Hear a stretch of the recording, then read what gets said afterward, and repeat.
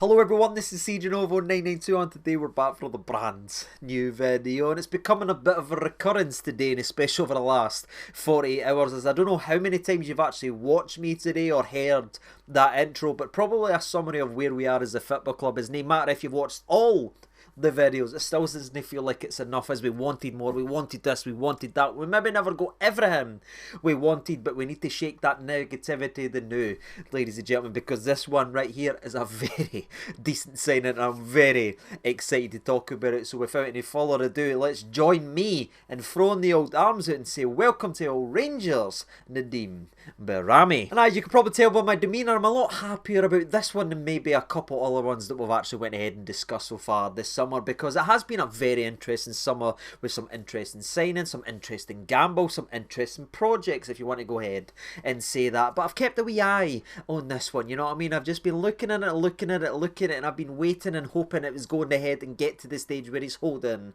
the old Ranger scarf in his head, and he's went ahead and done it, as this is a player that's going to help massively in a key area of the part that I believe we are hell of a vulnerable in and very, very weak, as we're going to go in and obviously finish off the rest of this all season. And I think that will become clear the longer you watch today's video, just how important, how good this player could possibly be in a Rangers shirt. So without any further ado, let's go ahead, strap yourselves in. If you didn't mind hitting the like button, that'd be greatly appreciated. It's been a ridiculous 48 hours, if you will. So let's go ahead and find out about our newest signing that apparently we didn't have any money to go ahead and spend. Well, the money has been spent, and the boy is new here. And diving right into the old player profile, Nedim Bajrami is a 25-year-old internationalist from Albania. Now I know you've just got a bit scared, you know what I mean? You've just had that wee pop memory, like that scene from The Office where Dwight's happy and then Angela just comes out and he absolutely bricks his knickknacks because you've heard Rangers and Albanian internationalists and you've just thought Eros Grezda. I get it, I understand the fear. However, it brings me a lot of joy to be able to ease those fears, save those tears and put out those fires, as Eros Grezda was just a guy that was an Albanian internationalist, ladies and gentlemen. This man right here, Bajrami, is one of the guys that plays from Albania, where you should actually remember his name and probably have heard of him so far this summer, not because of the international link with Grezda, nah, it was for scoring a screamer 23 seconds in to the old Euros matchup versus Italy, where, fun fact, I was actually in Greece at the time they scored, and yeah, there were some wild celebrations when that yin hit the back of the net. And I imagine that goal will be where a lot of people's heard of him, especially most recently, is like, oh my god, that was a shot, because there was a lot of talk about the Italian defence, Italian this, Italian that, and he showed his quality with a scream dream. And honestly, that goal right there does give you a wee bit of a peek into the type of player, because it does summarise him at his absolute best. You know what I mean? When he's on it and when things are going right, that is what this man is capable of, as he is a true number 10, if you want to go ahead and call it. He is a guy that likes to take a touch, work it on his right foot and have a pop from range each and every single time. One of the frustrations about his career is how shot happy he actually is, so it's going to be interesting to see how that translates into a Rangers shirt with all our expectations and everyone like, oh, he's getting another chance. He's played in a lot of teams where he's not had a lot of shots and goals, so pretty much every time he's got it, he's tried to work that shot. So it's going to be an interesting transition into him now playing for a more ball dominant side, to see if he keeps that greedy-ish attitude, where honestly I'll be fine with it. See if he's wanting to keep working on that one day right fit, trying and testing goalkeepers, I'll be completely fine, because I've had to watch too many midfielders play on the park and wear this crest on their chest, be shy of shooting, and I think it's fair to say this laddie certainly doesn't have that. And again, it is a boost, because the number 10 position at Rangers has been a very interesting mantle so far this summer, because where it did look so strong in paper just a year ago with the likes of Cantwell, Hadji, Lawrence, even Lammers playing at that scenario, we were all thinking, oh my god, there's 4 players, there's too many players if you actually want to go. Well, Lammers flopped, Cantwell burnt out, Hadji is banished to the Shadow Realm, and Tom Lawrence can he run as he gets out of breath tying his laces. It's been an interesting devolve and regression of the number 10 area, and that's why for me we felt like we needed to go ahead and add somebody, and this lad right here is certainly a boost to that position. Now, he's not the tallest player in the world, he's not the fastest player in the world, he's not the most skillful player in the world, but what he is a number 10 that likes to get in the ball and tries to either pick the pass or again gets it onto this right foot. Even a half an inch of a shoot, this man will certainly take it. If you're one of those people that loves to go on YouTube and loves to go and search and everything on these players and watch their highlights and watch their skills on YouTube, you'll be absolutely delighted as this guy's goal catalogue is right up there, and it will be enjoyable. But that's him at his best, ladies and gentlemen. He's a true number 10 that likes to get things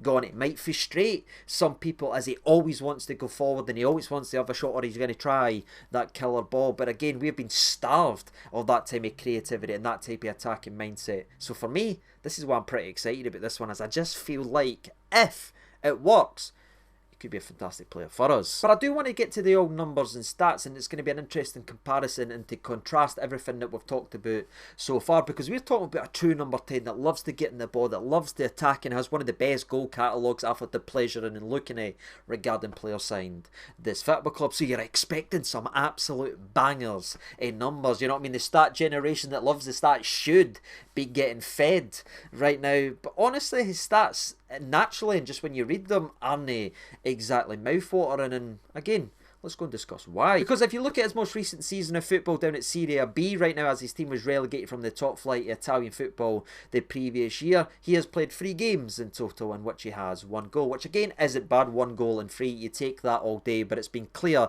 this laddie doesn't want to play at the second division Italian football any longer. He doesn't want to stay right there, and he's been pushing and trying to get this move to actually happen. So again, just like Nere, who we spoke about earlier on, in terms of that, we're not just going to look at the most recent season because there is very little to break down. I want to go back a year to his side getting relegated from the top flight of Italian football, because that there isn't the greatest thing to actually hear in terms of actually signings. It's not going to be something like, oh my god, he's playing so well, he's came up there. No, his team was actually relegated, but it shows you what type of player you've actually got when everything's gone wrong and when you're truly in the trenches. Do you roll up your socks and just give absolutely everything, or do you curl up to a ball and die and just fade away in a team that was simply not good enough for Italian football? And for me, you learn a lot from his last season at the top flight Italian football, because where everything was gone wrong, he was still trying to perform. He still scored a couple screamers. One of his best statistical games that he played and one of the best plaudits that he won all season was when he starred in the 4-2 win over Juventus. Now again, it wasn't enough to keep the team in the league, but he played brilliant that day, and he scored, he got 5 goal contributions with 3 goals and 2 assists in 31 games, which again isn't amazing, but you really need to put it into the context that that team was struggling. And when you're a number 10 that lives and gets on the ball and wants to have a shot, and you're not getting it for your midfield who's getting overran all the game, your defence is getting ripped to shreds, and your striker that you're sliding through balls to, which I've seen several times on a plate, couldn't hit a barn door with a shotgun, your stats are actually going to be affected. And it's quite clear to me why his stats aren't so eye-popping. He's playing in a team that just didn't suit him in that aspect. It was overrun for multiple areas, and that for me is something I can look at and say, right, he was able to do that and score that and perform like that when everything was going wrong, when he was barely getting a sniff at the football. Well, now he's coming up to Rangers, where he's going to be playing for the first time in a long time in a ball-dominant side that's going to dominate 99.9% of the games he's in. Going to play everything that he loves to do, that wee half-turn, get the ball, have a shot, try passes here. He's going to get more opportunities to actually do that as he's playing in a side that will dominate the ball, and that should see that reflected in the numbers and stats overall. So aye, it's an interesting one to look at his last season in top flight. It's no eye-watering, it's no gonna get you going, but again, if you understand the circumstances that he found himself in, you can at least take something for it and say, right, he was still able to do that despite the team being absolutely garbage.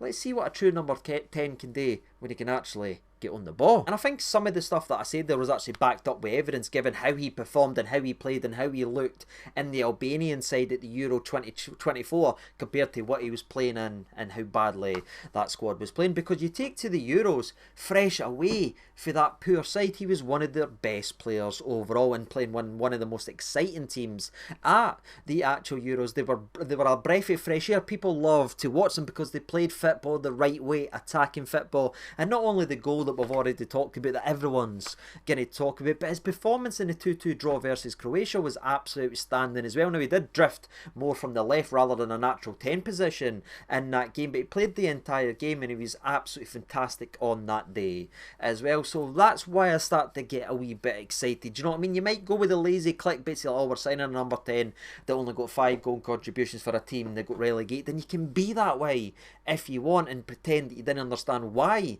the team was relegated. But when you take him away for that, again, good players will always play better with better players and play in better teams. And you might not argue that Rangers are a fantastic unit right now, but they will dominate 90% of their games that they'll play, and that will clearly suit someday like that. So that's where I see from that. And it wasn't just Euros, he also played 5 other games for Albania that year, by the way, last year I should say, in which he had 2 assists and 1 goal. So again, he's impacting the games and playing well in a side that plays attacking football. But with that being said, let's take a step back then and look at this man's entire footballing CV then, shall we? At the age of 25 years old, he has played a whopping 288 games already with 32 goals and 32 assists, which is very, very strange in particular, but don't worry, I double checked it over and over again. And as always, a wee disclaimer, I cut away all the youth football reserve league stuff, and I know he's got good stats and that, but I don't care about that stuff. I'm just looking at when he's played professional football. That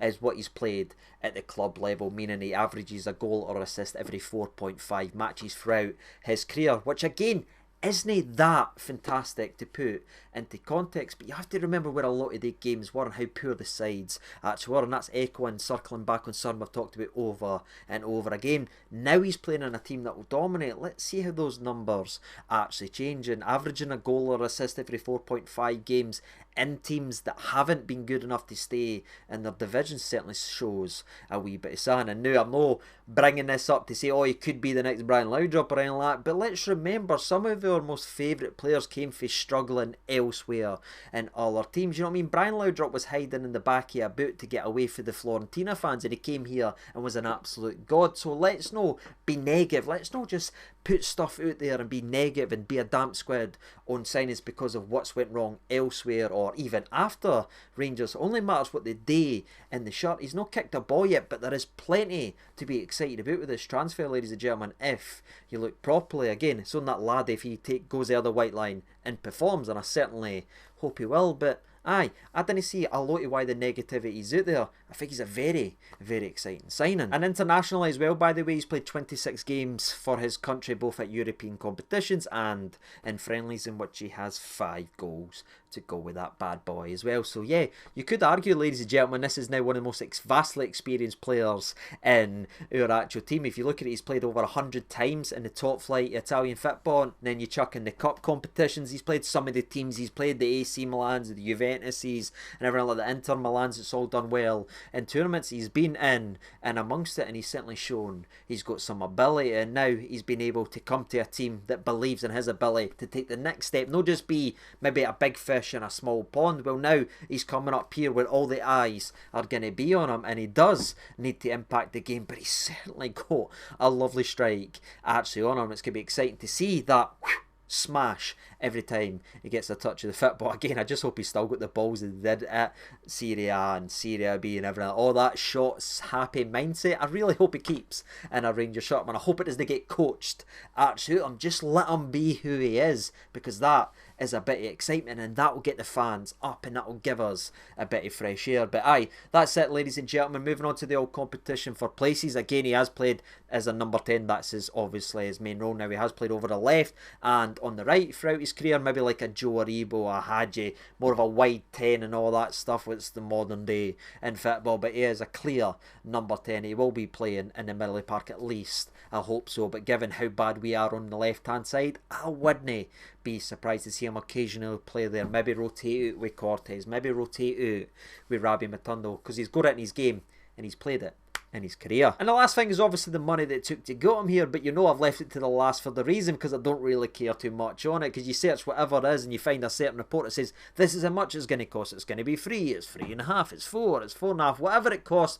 Rangers has spent to bring in some quality. Now it's obviously not been the summer rebuild that we all wanted it to be or hoped it would be, and this certainly doesn't blind us all over it, but this is actually a quality player brought in to the football club, and yeah, I'm excited to see how he ends up performing in a Rangers shirt. What about you? Let me know your thoughts and opinions. Now you've been given a number 10, now you've been given some defensive reinforcements, now you've been given all the others, so let me know your thoughts and opinions of this summer window, of this new signing, and let's see a bit of excitement about the laddie. Let's get behind him, let's see what he can do, as he's clearly an upgrade on Lawrence before he even kicks the ball, because the boy can actually run, he can set the press, he can put on pressure. Again, as we mentioned earlier, he's not the fastest player in the world, but he can move and he can get about the place, so I'm excited about this one. What about you? Let me know your thoughts and opinions down there in the comment section below, and I need to go for a sleep, ladies and gentlemen, so thank you so much for watching, all the best, and bye bye.